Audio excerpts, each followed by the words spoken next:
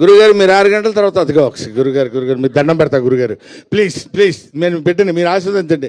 నేను అదిగో 6 గంటల తర్వాత నేను ఇక్కడికి వచ్చి వెళ్ళిపోవాలంట. ఏమయ్యా మీ ప్రొడ్యూసర్ కూడా ఒక పిలవలేదు, మీ డైరెక్టర్ ఎవరో తెలియదు నాకు, పోనీ సినిమాలో యాక్ట్ చేయకపోయాను, వాళ్ళు ఎవరన్నా వాళ్ళు కూడా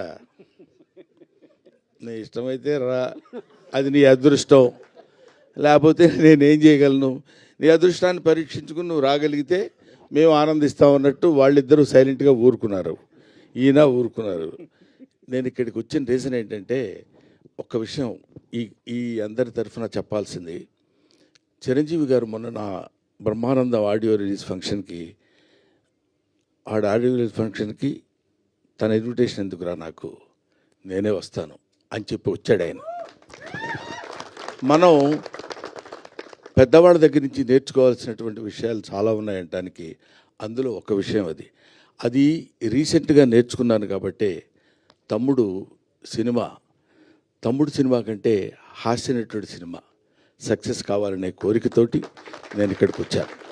ఇందులో పిలుపులు, బొట్టు పెట్టి పిలవటాలు అలాంటివన్నీ అది ఫార్మాలిటీస్, కానీ అవి స్నేహితుల మధ్య జరిగాయి, ఆత్మీయుల మధ్య జరగవు. ఆత్మతో కనెక్ట్ అయ్యి సోల్మేట్స్ ఉంటారు చూడండి, వాళ్ళతో ఉండదు. ముఖ్యంగా ఈ నెల రోజుల నుంచి ఒక 15-20 రోజుల నుంచి ఇతను ఎంత శ్రమపడుతున్నాడో, ఎంత కష్టపడుతున్నాడో. ఆల్మోస్ట్ ఒక మాటలో చెప్పాలంటే అతను కొంచెం బాధపడ్డా సరే ఏకాకిగా తిరిగాడు, ప్రతి వాడి దగ్గరికి వెళ్ళాడు, ప్రతి వాడిని పట్టుకున్నాడు. ఎంతమంది అన్నలు ఉన్నారా నీకని అడిగాను నేను.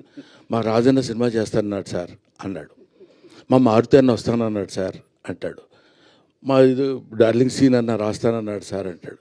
ఇలాగా తన్ను తాను అందరితో కలిసిపోయి తన ప్రతిభని ప్రదర్శించి భగవంతుడు నిజంగా ఇందాక సరదాగా జోవియల్గా చెప్పారేమో నాకు తెలియదు, కానీ బయట పూజలు చేస్తాడని మన మారుతి గారు కనిపించని దేవుళ్ళందరికీ మొక్కున్నాడు. ఎందుకంటే ఈ సినిమా సక్సెస్ అయ్యి నన్ను ఆశీర్వదిస్తే సినిమాని నమ్ముకొని వచ్చినందుకు నేను హాయిగా 4 మెతుకులు తిని బతుకుతానన్నా, అందుకని అడుగుతున్నానన్నా. ఇది అతను నాతో చెప్పిన మాట. ఈ మాట నేను మీతో పంచుకోవాలి. అందుకోసమని నేను ప్రత్యేకంగా ఈ సినిమాతో నాకు సంబంధం లేదు, ప్రొడ్యూసర్తో సంబంధం లేదు, డైరెక్టర్తో సంబంధం లేదు, డబ్బులు ఇవ్వలేదు. అయినా సరే నేను ఒక హాస్యనటుడు ఎప్పుడు ఒంటరి అవ్వకూడదు. ఎవరైనా ఒంటరిగా ఉండొచ్చు. ఎందుకంటే అండి ఒక చిన్న మాట చెప్పాలి.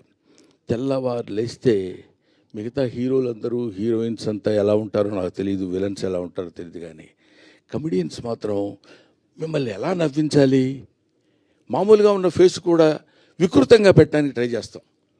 అది గారు అనాలి అంటే నవ్వుతారేమో ఆశ. అలాంటి అనేక రకాలైన ఎక్స్ప్రెషన్స్ పెట్టి మిమ్మల్ని నవ్వించి మీ ఆశీస్సులు పొంది 10 కాలాల పాటు బతుకు తెరువు సాగించాలనుకునే నటుల్లో హాస్యనటుడు ఒకడు.